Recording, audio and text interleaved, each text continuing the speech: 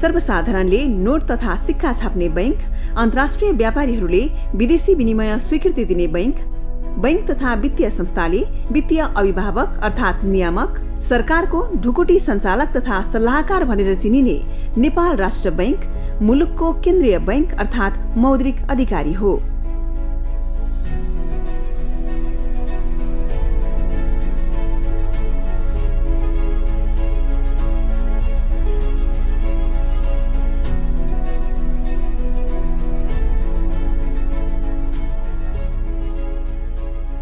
नेपालमा 1994 सालमा स्थापित पहिलो बैंक नेपाल बैंक लिमिटेड एकमात्र बैंकका रूपमा सञ्चालनमा थियो। तर केन्द्रीय बैंकका रूपमा भने नेपाल राष्ट्र बैंक ऐन 2012 बमोजिम 2013 साल वैशाख 14 गते स्थापना भएको हो। स्थापना कालदेखि नै नेपाल राष्ट्र बैंकले नेपाली मुद्राको निष्कासन, बैंकिङ तथा वित्तीय क्षेत्रको नियमन, निरीक्षण, सुपरिवेक्षण र अनुगमन, मूल्य स्थिरता, शोधनान्तर स्थिरता, विदेशी विनिमय व्यवस्थापन, आर्थिक अनुसन्धान तथा अन्वेषण, बैंकिङ तथा भुक्तानी प्रणालीको विकास लगायतका क्षेत्रमा कार्य गर्दै आएको छ।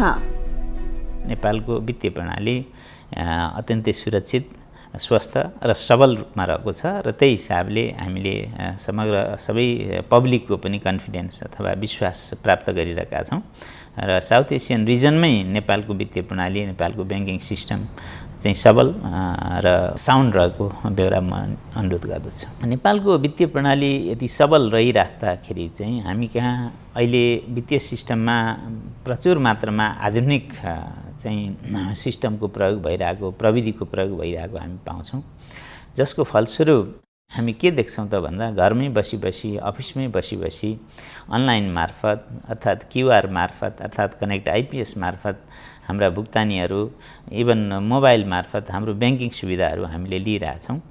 हामी यो स्टेजमा आइरहेछौँ। त्यसै गरी यो सुविधाहरू लिइराख्दा विभिन्न किसिमका जोखिमहरू पनि हुन सक्छन्, जसको लागि हामीले ख्याल गर्नुपर्ने विषयहरू पनि छन्, जस्तो पासवर्ड, पिनहरू सुरक्षित रूपले चलाउने आदि हामीले गर्नुपर्ने हुन्छ।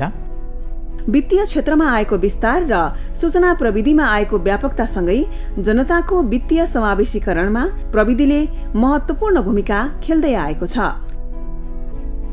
तथापि डिजिटल वित्तीय साक्षरताको कमीका कारण कतिपय सर्वसाधारण गैर कानुनी वित्तीय क्रियाकलापमा समेत लागेको पाइएको छ। अनावश्यक वस्तुहरू, विलासिताका वस्तुहरू जुन हामीलाई नभई हुँदैन त्यो बाहेकका वस्तुहरू बाहिरबाट इम्पोर्ट गरी प्रयोग नगरौँ, सकेसम्म प्रयोग नगरौँ भन्ने सबैमा आह्वान गर्न चाहन्छु। हाम्रो प्रवृत्ति कस्तो छ भने दर्जनौँ सुटहरू घरमा रहे पनि अर्को सुट किन्ने, दर्जनौँ जुत्ता घरमा भए पनि अर्को जुत्ता किन्ने, जुन कुरो आवश्यक छैन हैन। यो खालको व्यक्तिगत अर्थात् पारिवारिक मितव्ययिताले आफ्नो बचत त हुन्छ नै हैन, आफ्नो फाइनेन्सियल अर्थात् आफ्नो बजेट त बन्छ नै, त्यो मितव्ययिताले समग्र राज्यलाई, राष्ट्रलाई पनि योगदान गरिरहेको हुन्छ। यस अर्थमा हामी सबैले हैन चुलोमा बस्नेदेखि लिएर चुलोमा चलाउने चिजदेखि लिएर हामीले एउटा पार्टीमा प्रयोग गर्ने चिजसम्म पनि सकभर राष्ट्रिय हिसाबले, आन्तरिक हिसाबले उत्पादन भएको र अत्यावश्यक चिजहरूको मात्रै प्रयोग गऱ्यौँ भने हामीलाई जुन खालको चुनौती, जुन खालको राष्ट्रलाई प्रेसर छ त्यसलाई चाहिँ थेग्नलाई, सामना गर्नलाई धेरै सहयोग हुन्छ र म सबै सर्वसाधारणलाई यो विषयमा पनि सचेत रहन, यसमा सहयोग गर्न आह्वान गर्न चाहन्छु। एउटा विकृतिजन्य कारोबारहरू प्रविधिले ल्याएको छ अहिले, क्रिप्टो करेन्सी, हाइपर फन्ड लगायतका विषयहरू। यो कुरोमा चाहिँ सर्वसाधारणहरू झुक्किएर अथवा कसैको लयमा लाग्नुभयो भने यसले धेरै ठुलो जोखिम भोलि निम्त्याउन सक्छ। क्रिप्टो एसेट्स, खास गरी कतिले क्रिप्टो करेन्सी भन्ने गर्छन्, जुन आफैमा ठोस करेन्सी होइन, यो प्राइभेट चाहिँ एसेट्सको रूपमा आएको कुरा हो। यसको इनोभेसनलाई हामीले चाहिँ मान्नुपर्छ। यो प्राइभेट करेन्सीको रूपमा जसले ल्याए त्यो खालको इनोभेसन गरे त्यसलाई मान्नुपर्छ। तर यस्तो खालको प्राइभेट करेन्सी भइराख्दाखेरि देशको मौद्रिक स्थायित्व, देशको आर्थिक स्थायित्वमा एकदमै चुनौती हुन्छ हैन। कुनै व्यक्तिले अथवा प्राइभेटले करेन्सी सर्कुलेसन गर्ने भन्ने विषय हुँदैन। त्यसै अर्थमा संसारका कुनै पनि केन्द्रीय ब्याङ्कले यस्तो प्राइभेट करेन्सी, क्रिप्टो करेन्सीलाई मान्यता दिएको छैन। कुनै पनि केन्द्रीय ब्याङ्कले दिएको छैन। एउटा त्यो विषय भयो। अर्को चाहिँ यो हाम्रो मुलुकको लागि त यो टोटल्ली गैर कानुनी विषय हो। योसँग सम्बन्धित कुनै कानुनी व्यवस्था छैन र यो कारोबारमा संलग्न भइयो, कसैलाई संलग्न गराइयो भने कानुनी कारबाहीको दायरामा पनि परिन्छ, अनावश्यक झन्झटहरू पनि पर्छ। त्यति मात्रै होइन, एकदमै दुःख गरेर कमाएको चिज सुरुमा केही लोभ देखाएर, केही भ्यालु बढेको देखाएर लगानी गर्न त्यता जानलाई कसैले फकाउला होइन, कसैले लोभ देखाउला, तर अल्टिमेटली त्यसमा नाफा अथवा त्यस्तो फाइदा हुन्छ नै भन्ने छैन। त्यसले चाहिँ हामी ठगीमा पर्न सक्छौँ। भोलि काउन्टर पार्टहरू डुब्यो, हरायो, केही भयो भनेदेखि यति दुःख गरेर कमाएको चिजहरू फस्न सक्छ। कहाँ कसलाई क्लेम गर्ने, कसलाई गुहार्ने? न राज्यलाई गुहारेर पाइन्छ, न राष्ट्र ब्याङ्क केन्द्रीय ब्याङ्कलाई गुहारेर पाइन्छ। त्यसकारण यस्तो ठगिनबाट जोगिनुहोस्। यस्तो क्रिप्टो करेन्सी, हाइपर फन्ड लगायतका फन्डहरू, नेटवर्किङ थ्रु हुने फन्डहरूको चाहिँ जालोमा यहाँहरू नफस्नुहोस् भन्ने अनुरोध समेत म गर्न चाहन्छु। महँगीको मारबाट सर्वसाधारणलाई राहत मिल्ने गरी नेपाल राष्ट्र बैंकले मूल्य वृद्धि नियन्त्रण गर्ने कार्यमा निरन्तर प्रयास गरिरहेको हुन्छ। तसर्थ बैंकको मुख्य उद्देश्य पनि मूल्य र शोधनान्तर स्थिरता कायम गर्नका लागि आवश्यक मौद्रिक तथा विदेशी विनिमय नीति निर्माण गर्ने, वित्तीय सेवाको पहुँच अभिवृद्धि गर्दै बैंकिङ तथा वित्तीय प्रणालीप्रति सर्वसाधारणको विश्वसनीयता अभिवृद्धि गर्ने र सुरक्षित, स्वस्थ तथा सक्षम भुक्तानी प्रणालीको विकास गर्ने लगायत रहेको छ।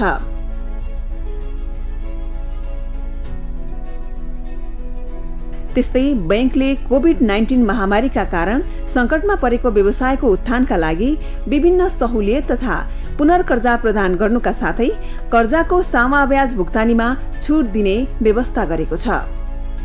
उद्योग धन्दाहरू चाहिँ कोभिड पछाडि जस्ट अध्ययन गर्दाखेरि चाहिँ 2077 असारतिर अध्ययन गर्दाखेरि त्यति बेला चाहिँ 4% उद्योगहरू मात्रै पूर्ण सञ्चालनमा रहेको अवस्था थियो र केही आंशिक सञ्चालन भए, धेरै चाहिँ बन्द भएको अवस्था थियो त्यति बेला।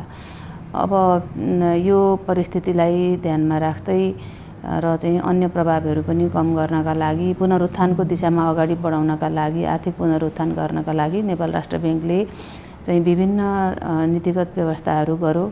गैर परम्परागत चाहिँ नीतिहरू पनि अवलम्बन गर्यो। सहुलियतपूर्ण कर्जा, यो नेपाल सरकारबाट सहुलियतपूर्ण कर्जाको लागि ब्याज अनुदान भनिन्छ, त्यो चाहिँ दिने व्यवस्था नेपाल राष्ट्र बैंक मार्फत नै गरियो। आफ्नो 48 अर्ब जतिको कोष, पुनर्कर्जाको कोष हुँदाहुँदै त्यसको 5 गुणा बढी चाहिँ पुनर्कर्जा प्रवाह गरेर बैंक उद्योग व्यवसायहरूलाई चाहिँ रिभाइभ गर्नको लागि चाहिँ सहयोग गर्यो।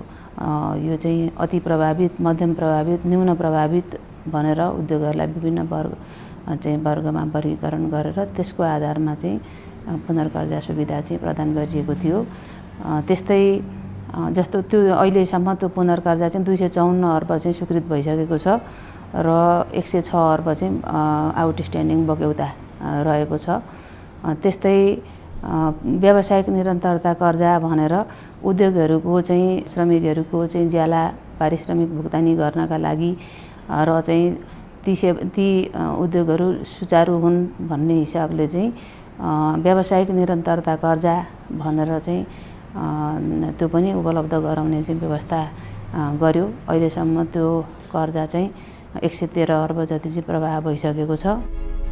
हाल नेपाल राष्ट्र बैंकका सामु बढ्दो वित्तीय पहुँच, डिजिटल वित्तीय सेवाको विस्तार र जनताको बढ्दो विश्वास जस्ता विषय अवसरका रूपमा रहेका छन् भने बाह्य क्षेत्रमा देखा परेको असन्तुलन, कानूनले निषेध गरेको अनलाइन वित्तीय कारोबारमा केही जनताको बढ्दो आकर्षण र विप्रेषण आयमा आएको गिरावट जस्ता चुनौतीहरू देखा परेका छन्।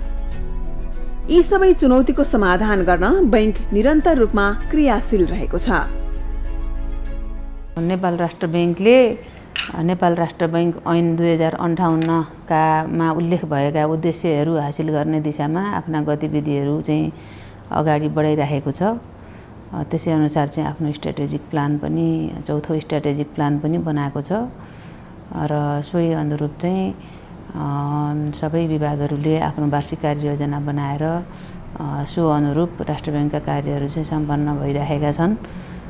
यसमा अब अहिले मुख्य रूपमा चाहिँ हैन यो तरलता प्रवाह गर्नका लागि चाहिँ एसएलएफ रिपो सुविधाहरू चाहिँ प्रदान भइरहेका छन्। त्यस्तै बैङ्क वित्तीय संस्थाहरूको नियमन तथा सुपरिवेक्षण पनि चाहिँ प्रभावकारी रूपमा अगाडि बढिरहेको छ। बाह्य क्षेत्रको जुन अहिले बढिरहेको घाटा छ त्यसलाई चाहिँ कम गर्न अथवा विदेशी मुद्राको सञ्चितलाई चाहिँ घट्न नदिन पनि विभिन्न प्रयासहरू चाहिँ गरिरहेको छ। रेमिट्यान्स भित्राउन पनि नेपाल राष्ट्र ब्याङ्कले विभिन्न खालका नीतिहरू ल्याइरहेको छ। सर्वसाधारणमा वित्तीय सेवा तथा प्रणालीका बारेमा साक्षरता वृद्धि गर्न नेपाल राष्ट्र बैंकले आवश्यक नीतिगत व्यवस्था गरिरहेको छ। बैंक तथा वित्तीय संस्थाहरूलाई वित्तीय साक्षरता कार्यक्रमहरू सञ्चालन गर्न निर्देशन समेत जारी गरेको छ। फलस्वरूप बैंक खाता खोल्ने सर्वसाधारणको संख्यामा पनि विस्तार आएको छ। मानिसहरू आर्थिक रूपले सबल हुनका निमित्त बैंक वित्तीय संस्थाको ठुलो भूमिका रहन्छ। हामी क्रेडिट क्रिएसन भन्छौँ हैन, डिपोजिट मोबिलाइजेसन भन्छौँ। त्यसदेखि बाहेक अन्य अहिले त यो फिनटेक प्रविधि अत्यन्तै धेरै फिनटेक प्रविधिको उपयोग भइरहेको छ, जसले गर्दा कि भौतिक रूपमा मुद्राको प्रयोग नगरिकनै भुक्तानी प्रणालीमा अटोमेटेड स्वचालित किसिमको भुक्तानी प्रणाली प्रयोग गरिन्छ भन्ने कुराको एउटा चाहिँ नै दृष्टान्त अहिले चलिरहेको छ। देशमा चाहिँ नै वित्तीय समावेशिताको स्तर अत्यन्त खस्किएको छ भने यो आर्थिक रूपमा विकास हुन कठिन पर्छ र चाहिँ नै वित्तीय समावेशिता वित्तीय पहुँच चाहिँ धेरै माथि गयो भनेदेखि आर्थिक रूपमा मानिसहरू के हुन्छन्, सबल हुन्छन्, जानकार हुन्छन् र चाहिँ नै अब आर्थिक स्थिति भनेको मुद्रासँग सम्बन्धित हुन्छ। यसै पनि बार्टर सिस्टमबाट अहिले हुँदैन, त्यसको चाहिँ प्रयोगसँग सम्बन्धित हुन्छ, भुक्तानी प्रणालीसँग सम्बन्धित हुन्छ हैन। अब चाहिँ आयात निर्यातसँग सम्बन्धित हुन्छ, कर्जासँग सम्बन्धित हुन्छ, आफ्नो स्रोतको ब्याङ्कमा लगेर डिपोजिट गर्नेसँग सम्बन्धित हुन्छ भने स्रोत कम भएको अवस्थामा ब्याङ्कबाट कर्जा लिनेसँग सम्बन्धित हुन्छ। यी सबै कुराहरू मिलेर एउटा प्याकेज चाहिँ नै भएपछि मात्र आर्थिक क्रियाकलापको सञ्चालन हुन्छ। आर्थिक क्रियाकलापको सञ्चालन क्रमिक रूपमा हुँदै जाँदा देश विकासमा अगाडि बढ्ने हो, जीडीपीको वृद्धि हुने हो, यो कुरा हामीले बुझेका छौँ। अब यस क्रममा चाहिँ ब्याङ्क त वित्तीय संस्थाहरू फिनटेकहरूको चाहिँ नि प्रयोगबाट जति धेरै हामीले चाहिँ नि समावेशिता वृद्धि गर्न सक्छौँ, सबै जनताहरूलाई चाहिँ नि ब्याङ्किङ प्रणालीको एउटा मूलधारमा समाहित गर्न सक्छौँ, त्यति नै आर्थिक गतिविधिहरूले चाहिँ नि चलायमान भएको हुनाले देश विकासमा केही टेवा पुग्न सक्ने हुन्छ भन्ने हाम्रो बुझाइरहेको छ। वित्तीय पहुँच अभिवृद्धि गर्ने क्रममा मुलुकका 753 वटा मध्ये 750 वटा स्थानीय तहमा वाणिज्य बैंकका शाखाहरू स्थापना गरिएका छन्। त्यस्तै बैंकले वित्तीय सेवाग्राहीको वित्तीय सेवा सम्बन्धी गुनासो सुनवाई तथा व्यवस्थापनको थालनी समेत गरेको छ।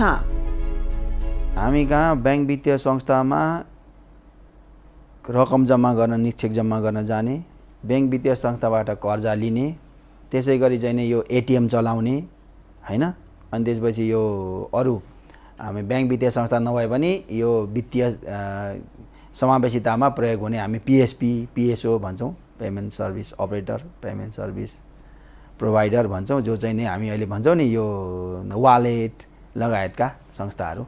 ती संस्थाहरूले प्रदान गर्ने सेवाको सम्बन्धमा केही हदसम्म कहिलेकाहीँ यदाकदा जनमानसबाट केही गुनासो आउने गर्छ। यसरी गुनासो आउने क्रममा हामीले चाहिँ नि उहाँहरूको गुनासोलाई उचित तवरले समाधान गरिनुपर्छ। जनताहरूले ब्याङ्क वित्तीय संस्थाबाट प्राप्त गर्ने सेवामा कुनै किसिमको अप्ठ्यारो, कठिनाइ अथवा इन्टेन्सनली पनि हुनसक्छ, अनइन्टेन्सनली पनि हुनसक्छ, जानेरै पनि गल्ती गरेको नहुनसक्छ। त्यो किसिमको अवस्था आइपर्यो भनेदेखि कर्जामा खास गरिकन कर्जामा चाहिँ त्यस्तो आयो भनेदेखि हामी कहाँ अहिले चाहिँ पुरानो चाहिँ मोडल चाहिँ हामी कहाँ यहाँ निवेदनै दिने किसिमको व्यवस्था थियो र अहिले चाहिँ हामीले यो अनलाइन हामी पनि केही डिजिटाइज हुनुपर्छ भनेर व्यवस्था हाम्रो नेपाल राष्ट्र ब्याङ्कको वेब पोर्टलमै राखेको छ कि गुनासो GUNASO gunaso.nrb.org.np भन्ने छ। त्यो वेब पोर्टलमा गएर चाहिँ क्लिक गर्ने बित्तिकै त्यहाँ एउटा ठाउँ आउँछ, अपलोड गर्नुहोस् भन्छ। त्यो अपलोड गरेपछि तत्कालै चाहिँ नै यहाँ आफ्नो फोन नम्बर दियो भने हाम्रो गुनासो इकाइले चाहिँ त्यसलाई फोन गरेर इमिडिएटली सम्बोधन गर्ने व्यवस्था रहेको छ। र वित्तीय समावेशिता र पहुँचको स्थिति कुरै गर्दा हामीले अहिले कमर्सियल ब्याङ्कै शाखा पनि हामीले 750 वटा स्थानीय तहमा पुर्याएका छौँ। हामी कहाँ अहिले 11,000 भन्दा बढी क ख ग घ वर्गका शाखाहरू रहेका छन्। झन्डै 2600 प्रति जनसङ्ख्या एउटा शाखा रहेको छ। ओभरअल नेपालकै कुरा गर्दाखेरि त्यो चाहिँ प्रदेशअनुसार फरक रहेको छ र केही प्रदेशहरूमा अलिक घना ब्याङ्कको उपस्थिति रहेको छ भने केही प्रदेशहरूमा अलिकति पातलो ब्याङ्कको उपस्थिति रहेको छ। मुलुकको समष्टिगत आर्थिक स्थायित्व कायम गर्न बैंकका केन्द्र स्तरमा विभिन्न विभागहरू र प्रदेश स्थित कार्यालयहरू रहेका छन्। बैंकिङ, मौद्रिक तथा अनुसन्धान लगायत कार्य गर्ने गरी केन्द्रले हाल 18 वटा विभाग मार्फत सेवा सञ्चालन गर्दै आएको छ। साथै बैंकले देशभर वित्तीय सेवा प्रवाहमा सहजीकरण लगायतका कार्य गर्ने गरी 8 वटा प्रादेशिक कार्यालयहरू स्थापना गरेको छ। 2072 साल वैशाख 12 गतेको महाभूकम्पका कारण बैंकको थापाथली र बालुवाटारमा रहेका पुराना भवनहरू भत्किएका थिए। तात्कालीन अवस्थामा नभत्किएका केही भवन र बाँकी भाडाका भवनहरूबाट कार्य सम्पादन भएका थिए। हाल बालुवाटार र थापाथलीमा बैंकका आफ्नै भवनहरू निर्माणको अन्तिम चरणमा रहेका छन्। बैंकका भवन अत्याधुनिक सुविधा सम्पन्न तवरमा निर्माण गरिँदैछ।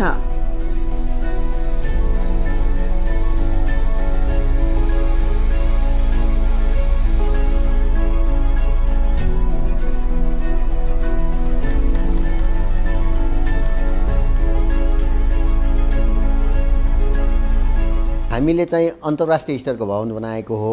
अहिले चाहिँ अन्तर्राष्ट्रिय स्तरमा कुनै पनि भवनमा चाहिँ फन्डामेन्टलहरू के हुनुपर्छ त भन्दाखेरि फायर एक्जिट, चारैतिर चाहिँ इन केस अफ आग लागि भयो भनेदेखि चाहिँ आगो निभाउने संयन्त्रहरू चाहिँ चारैतिर दमकल घुम्न सक्ने, त्यसपछि फरक ढङ्गले सक्षम व्यक्तिहरूको लागि चाहिँ आवत जावत गर्नको लागि सजिलो हुने। अनि अर्को कुरा चाहिँ नेपाल राष्ट्र बैंक चाहिँ मुख्य कुरा के भनेदेखि हामीले देशको लागि ढुकुटी हो। ढुकुटीमा विदेशी मुद्रा, स्वदेशी मुद्रा, सिक्काहरू प्रशस्त मात्रामा चाहिँ हामीले राख्नुपर्ने स्थिति हुन्छ। त्यो राख्नु पर्दाखेरि पहिलाको पुरानो बिल्डिङहरूमा कुनै चाहिँ कोठामा कुनै एउटा छुट्टै चाहिँ ढुकुटी बनाएर राखेका थियौँ भनेदेखि अहिलेको चाहिँ हामीले के गरेका छौँ भनेदेखि बाहिरबाट नोट छापेर आउँदा, सिक्का चकमरी भएर आउँदाखेरि ट्रकै ढुकुटीभित्र छिर्न मिल्ने गरेर प्रशस्त हामीले भण्डारणको व्यवस्था गरेका छौँ, जसले गर्दाखेरि 3-4 वर्षको लागि नोटहरू छापेर आउँदाखेरि नै त्यो आवश्यकताको लागि हामी परिपूर्ति गर्न सक्छौँ। यसमा अन्डरग्राउन्ड पार्किङहरू राखेका छौँ, जस्तो भिजिटर पार्किङ छुट्टै अनि कर्मचारीहरूको लागि पार्किङ छुट्टै, त्यो अन्डरग्राउन्ड पार्किङ हुन्छ। अन्डरग्राउन्ड पार्किङ माथि हामीले चाहिँ एउटा छुट्टै किसिमको चाहिँ बगैँचाहरू राखेका छौँ। पहिलेको जस्तो बगैँचा थियो त्यसलाई चाहिँ बगैँचाभन्दा मुनि पार्किङ, त्यो त्यहाँ चाहिँ हरित एउटा चाहिँ ग्रिनरीलाई पनि हामीले जोड दिएको भएर इन्भाइरोमेन्ट फ्रेन्डली भवन बनाऊँ भनेर हामीले सकेसम्म चाहिँ ग्रिनरी पनि मेन्टेन गरेका छौँ। भित्र आउँदाखेरिको चाहिँ एयरपोर्टहरूमा जस्तो सेक्युरिटी स्क्यानिङहरू हामीले राखेका छौँ। मेटल डिटेक्टर डोरहरू छ। आउँदाखेरिको चाहिँ एयरपोर्टमा जस्तै ब्याग स्क्यानरहरू हामीले राखेका छौँ र इन्टरनेट पनि अब अहिले तपाईँहरूले छिर्दाखेरि देख्नु विभिन्न तारहरू झल्याङझुलुङ हुन्छ नि, त्यस्तो नभइकन इन्टरनेट, टेलिफोन, बिजुली एकदम चुस्त रूपमा हाई स्पिड इन्टरनेटको चाहिँ हामीले व्यवस्था गरेका छौँ। नेपालमा 2013 सालमा नेपाल राष्ट्र बैंक स्थापना हुनु अघि सदर मुलुकी खाना मार्फत खजान्ची पण्डित जनकराज पाण्डेको हस्ताक्षरमा 2002 साल असोज 1 गते पहिलो पटक कागजी नोट निष्कासन गरिएको थियो। यसपछि सदर मुलुकी खानामा 2 जना खजान्चीहरू पण्डित भरतराज र नरेन्द्र राज रहनु भएको थियो। नेपाल राष्ट्र बैंकबाट भने 2016 साल फागुन 7 गते बैंकका प्रथम गभर्नर हिमालय शमशेर जबराको हस्ताक्षरबाट नेपाली नोट छपाई गरिएको थियो। हालसम्म 17 जना गभर्नर र 1 जना कामु गभर्नर गरी 18 जनाको हस्ताक्षरमा नोट निष्कासन भइसकेका छन्।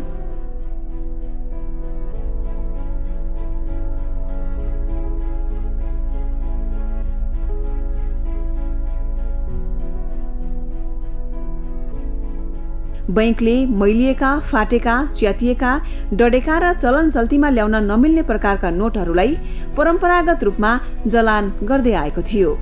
सो क्रममा नेपालमा हालसम्म 605 अर्ब रुपियाँ बराबरको काम नलाग्ने नोट जलान गरिसकिएको छ। बैंकले लामो समयदेखि परम्परागत रूपमा नोट जलान गर्दै आएकोमा हाल प्रविधिको उपयोग गरी काम नलाग्ने नोटलाई ब्रिकेटमा परिणत गरी सो ब्रिकेट बजार मार्फत उपयोगमा ल्याउनेतर्फ काम अगाडि बढाएको छ।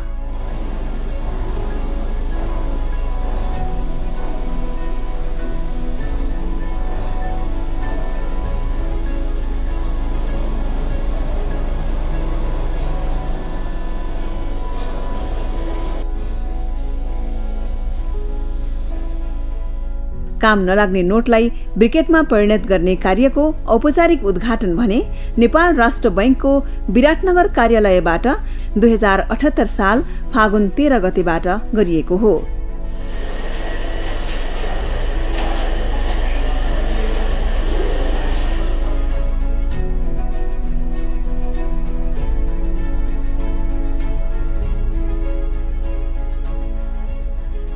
हाल बैंकका 6वटा प्रादेशिक कार्यालय र थापाथली स्थित निर्माणाधीन कार्यालयबाट नोटको ब्रिकेट बनाउने कार्य हुँदै आएको छ।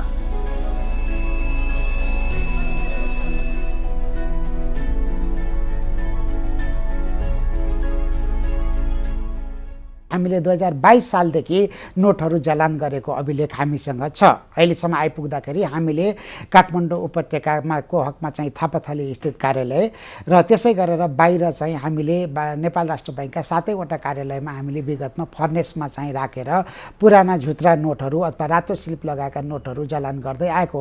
यसै क्रममा विभिन्न देशहरूको अनुभव, जनताको आवश्यकता, नयाँ प्रविधिको अवलम्बन गर्दै जानुपर्छ र वातावरण वा प्रविधि मैत्री हुनुपर्छ भन्ने मनसायले हामीले विगत पछिल्ला दिनहरूमा नेदरल्यान्डको एउटा कम्पनीसँग, नेदरल्यान्डको एउटा कुस्टर इन्जिनियरिङ भन्ने कम्पनीसँग श्रेडिङ तथा ब्रिकेटिङ मेसिनहरू खरिद गरेर हामीले अहिले चाहिँ नोटहरू जलान गर्नुको बदला यसलाई साना साना टुक्राहरू जसलाई हामी श्रेडिङ भन्ने शब्द प्रयोग गर्छौँ, त्यो श्रेडिङ गरेर अनि त्यसैलाई डल्ला पार्ने, ब्रिकेटिङ गरेर चाहिँ हामीले यसको नोटको व्यवस्थापन गर्ने, त्यसलाई ब्रिकेट बनाएर बजारमा बेच्दै जाने अथवा बजारमा उपयोगमा ल्याउने र केही रकम भए पनि राष्ट्र बैंकलाई चाहिँ आय आर्जन गर्ने कार्यमा चाहिँ अगाडि बढाउने भन्ने क्रममा अगाडि बढिरहेको बेहोरा यहाँलाई निवेदन गर्न चाहन्छु।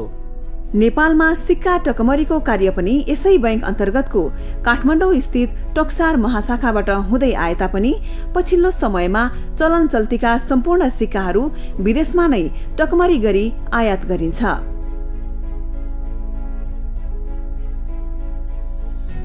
प्रविधिमा आएको विकासका कारण अन्य देशमा टकमरी गरिएको सिक्काको लागत तुलनात्मक रूपमा न्यून पर्न जाने देखिएकाले विदेशमा नै टकमरी गरी आयात गर्न थालिएको हो।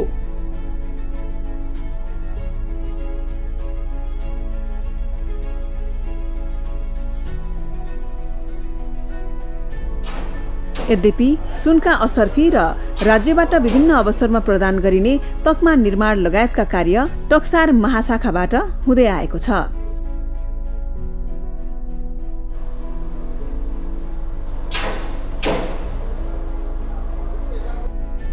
सूचना र प्रविधिमा आएको तीव्र विकासले मानव जीवनमा आमूल परिवर्तन ल्याएको छ। सर्वसाधारण जनतामाझ सूचना र प्रविधिको पहुँच वृद्धि हुँदै गएसँगै अधिकांश सरकारी कार्यालय, निजी कार्यालय, बैंक तथा वित्तीय संस्थाहरू प्रविधि मैत्री बन्दै गएका छन्। भान्साघरमा प्रयोग गरिने सामान खरिद गर्नेदेखि लिएर रेस्टुरेन्टमा खाना खाजा खाएको बिल तिर्ने, इन्धनको मूल्य तिर्ने, तरकारीको बिल तिर्ने लगायतका विविध वस्तु तथा सेवा खरिद गरी भुक्तानी गर्ने कार्यहरू प्रविधिको माध्यमबाट नै गर्ने अभ्यासको विकास हुँदै गएकाले नेपाल राष्ट्र बैंकले पनि आफूलाई प्रविधि मैत्री बनाउँदै लगेको छ। फलस्वरूप विद्युतीय भुक्तानी र रकमान्तर गर्ने कार्यलाई नेपाल राष्ट्र बैंकले उच्च प्राथमिकतामा राख्दै विभिन्न नीतिगत प्रयासहरू गर्दै आएको छ। नेपाल राष्ट्र बैंकले कागजी नोटलाई भविष्यमा डिजिटल मुद्राले विस्थापन गर्ने योजना राखेको छ। नेपाल राष्ट्र बैंकको स्थापना नै भुक्तानी प्रणालीको व्यवस्थापन गर्ने हिसाबले भएको हो। राष्ट्र बैंकको स्थापना पछि हामीले परम्परागत भुक्तानी प्रणाली अवलम्बन गर्दै आइरहेका चाहिँ थियौँ। नीतिगत हिसाबले हेर्दा, रणनीतिक हिसाबले हेर्दा सन् 2014मा हामीले एउटा रणनीति पत्र नै तयार गरेका चाहिँ थियौँ। त्यसैको आधारमा हामीले भुक्तानी प्रणालीलाई आधुनिकीकरण गरिरहेका चाहिँ छौँ, जस अन्तर्गत रिटेल पेमेन्ट सिस्टमहरू भयो, होइन, लार्ज भ्यालु पेमेन्ट सिस्टमहरू लगायतका भुक्तानी प्रणालीमा आधुनिकीकरण गर्ने अथवा विद्युतीय भुक्तानी प्रणालीमा कन्भर्जन गर्ने कामहरू भइरहेको चाहिँ छ। अब अहिले पछिल्लो पटक चाहिँ हेर्दा नेपाल राष्ट्र बैंक आफैले आरटिजिएस सञ्चालन गरेको चाहिँ छ। यो भनेको रियल टाइम ग्रोस सेटलमेन्ट गर्ने काम हो। यसले एक दिनमै झन्डै 200 अरब बराबरको जुन कामहरू हिजो चेकबाट रापसाप गर्ने गरिन्थ्यो, आज त्यो विद्युतीय रूपमा एकदमै रियल टाइममा सेटलमेन्ट हुने गर्दछ। त्यस्तै हामीले रिटेल पेमेन्ट सेटलमेन्ट पनि मुलुकभित्रै गर्छौँ। जुन कुराहरू हिजो हामीले या त फिजिकल्ली गर्थ्यौँ या त हामीले चाहिँ चेकबाट गर्थ्यौँ, ती कुराहरू चाहिँ आज क्रमशः अब ट्रेडिसनल पेमेन्ट सिस्टमबाट मुलुक अब चाहिँ नि यो विद्युतीय भुक्तानीको चाहिँ क्रममा यो सिस्टममा रूपान्तरण हुँदै गइरहेको देखिन्छ। संसारभरि नै डिजिटल करेन्सी चाहिँ लागू भइसक्ने, नेपालले मात्रै चाहिँ फिजिकल करेन्सी चलाएर बस्न त सक्दैन। त्यो हिसाबले पनि हामी चाहिँ यी विविध पक्ष आयामहरूलाई सम्बोधन गर्नको लागि नेपाल राष्ट्र ब्याङ्कले एउटा अध्ययन गरिरहेको चाहिँ छ। स्थापनाको 67औं वर्ष पार गरिरहँदा मुलुकको आर्थिक स्थायित्व कायम गर्दै अर्थतन्त्रको दिगो विकास गर्न, सक्षम भुक्तानी प्रणालीको विकास गर्न, जनताको वित्तीय पहुँच वृद्धि गर्न, बैंकिङ प्रणालीप्रति जनताको विश्वसनीयता अभिवृद्धि गर्न एवं मुलुकले परिलक्षित गरेको आर्थिक विकासको लक्ष्य प्राप्तिमा सहयोग पुर्याउन नेपाल राष्ट्र बैंक सदैव प्रतिबद्ध रहेको छ। वित्तीय सिस्टमलाई स्थिरता दिने, स्थायित्व कायम गर्ने गरी ब्याङ्किङ सिस्टमलाई थप सबल बनाउने गरी र अर्थतन्त्रलाई थप सबल र स्थायित्व दिने गरी नेपाल राष्ट्र ब्याङ्क आफ्नो उद्देश्य हासिल गर्नलाई नेपाल राष्ट्र ब्याङ्क परिवार दत्तचित्त छ, प्रतिबद्ध छ। वित्तीय क्षेत्रले दिने सेवा जुन छ, वित्तीय सेवा, त्यसको सार, त्यसको उपलब्धि त्यति बेला प्राप्त हुन्छ जुन बेला सबै सर्वसाधारणले ब्याङ्किङ सिस्टमले दिएको सेवाको प्रचुर प्रयोग गर्नुहुन्छ। त्यो सेवाबाटै हाम्रो चाहिँ आय आर्जन र जीविकोपार्जन अर्थात् जीविका आफ्नो चाहिँ लिभिङ स्ट्यान्डर्ड सुधार हुन्छ। यस अर्थमा पनि म सबै सर्वसाधारणलाई नेपालमा भएका वित्तीय संस्थाहरू, वित्तीय सेवाहरू को चाहिँ भरपुर उपयोग गरेर आफ्नो जीवनस्तर उकास्न हार्दिक अपिल गर्दछु।